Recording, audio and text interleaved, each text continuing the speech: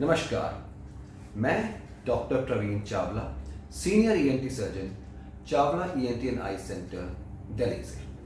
आज हम बात करेंगे एक बहुत ही अजीब सी तकलीफ के बारे में। उसका नाम है टिनाइटस। टिनेटस या टिनाइटस। क्या है टिनाइटस? टिनाइटस एक सिम्टम है, एक लक्षण है।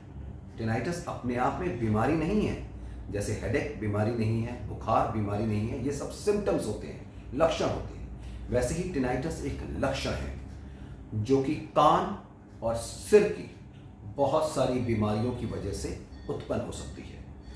अब मैं आपको एक आवाज सुनाना चाहूंगा, सुनिए।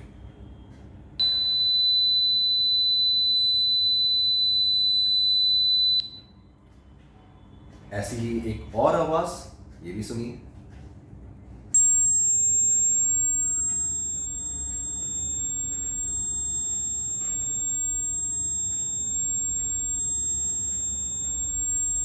सुनिए आपने ये दो आवाजें।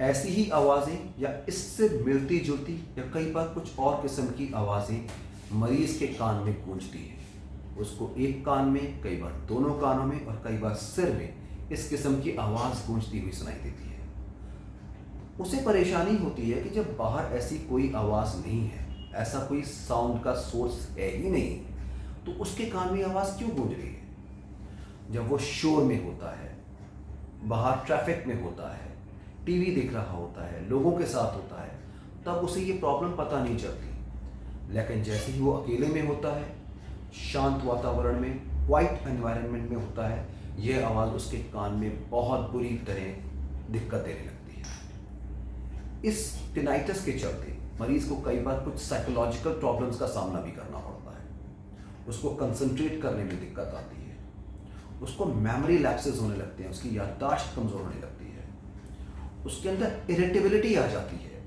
चिड़चिड़ापन होने लगता है। कई बार मरीज डिप्रेस भी हो जाता है, उसको नींद आने में दिक्कत होती है, स्लीप डिप्राइवेशन, नींद पूरी नहीं होती है। नींद आ जाए और बीच में नींद खुल जाए तो ये आवाज़ जो कि चारों तरफ शांति होती है तो और बुरी तरह गूंजती है। तो इस किस्म की दिक्कतें टिनाइटस के मरीजों में आती है। अब ये टिनाइटस किस प्रकार का हो सकता है? टिनाइटस को हम दो तरीके से डिवाइड कर सकते हैं। या तो कि टिनाइटस ऑब्जेक्टिव और सब्जेक्टिव है, यानी कि ऑब्जेक्टिव टिनाइटस वो होता है जो मरीज के साथ साथ डॉक्टर को भी सुनाई दे सकता है।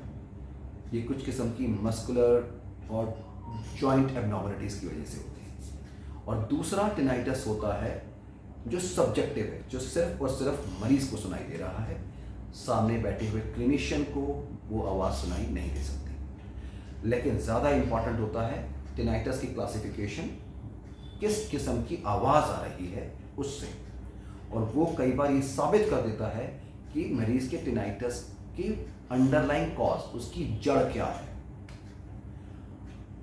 उसकी जड़ के बारे में, उसके ट्रीटमेंट के बारे में हम आगे बात करेंगे। आज मैं दो संदेश के साथ अपने इस वीडियो को एंड करूँगा। पहला संदेश देना चाहता हूं मैं मरीज के अटेंडेंट्स को, मरीज के रिलेटिव्स को, कि अगर आपके पेशेंट ये कहते हैं कि उनको टिनाइटस हो रहा है, उनको आवाज़ कान में गूंज रही है, तो आप ये कहकर मत टाल दीजिए कि ये आपके मन का वहम है। उस मरीज का प्रॉपर ईएनटी कंसल्टेशन करवाएं, ज़रूरी जांचें करवाएं, ताकि टिनाइटस की जड़ तक पहुंचा जा सके। और दूसरा संदेश देना चाहूँगा मरीजों को कि अगर आपको टिनाइटस है तो आप इसके बारे में, कुछ इंटरनेट साइट्स बहुत ही नेगेटिव संदेश दे रही होती हैं, उनको देखने से आपका डिप्रेशन और बढ़ जाएगा। आप ये मानकर मत चलिए, उसके बारे में नेगेटिव ख्यालात मत रखिए। टिनाइटस का प्रॉपर ईएनटी कंसल्टेशन करवाइए, जो ज़रूरी जांचें हैं वो सब करवाइए, ताकि उसके रूट कॉज तक, उसकी जड़ तक पहुंचा जा सके। टिनाइटस का अगर प्रॉपर डायग्नोसिस हो जाता है तो टिनाइटस एक क्योरेबल प्रॉब्लम है। टिनाइटस ठीक हो जाती है। जी हाँ, टिनाइटस ठीक हो जाती है। और उसके लिए ज़रूरी है उसका प्रॉपर डायग्नोसिस, उसका प्रॉपर जड़ तक पहुंचना। तो ये मैं संदेश के साथ आज अपना वीडियो समाप्त करूंगा। नेक्स्ट वीडियो में मैं आपको बताऊंगा कि टिनाइटस की क्या क्या प्रकार होती हैं, उनकी जड़ तक कैसे पहुंचना है और उसका इलाज किस तरह संभव है। For the time being, bye and take care.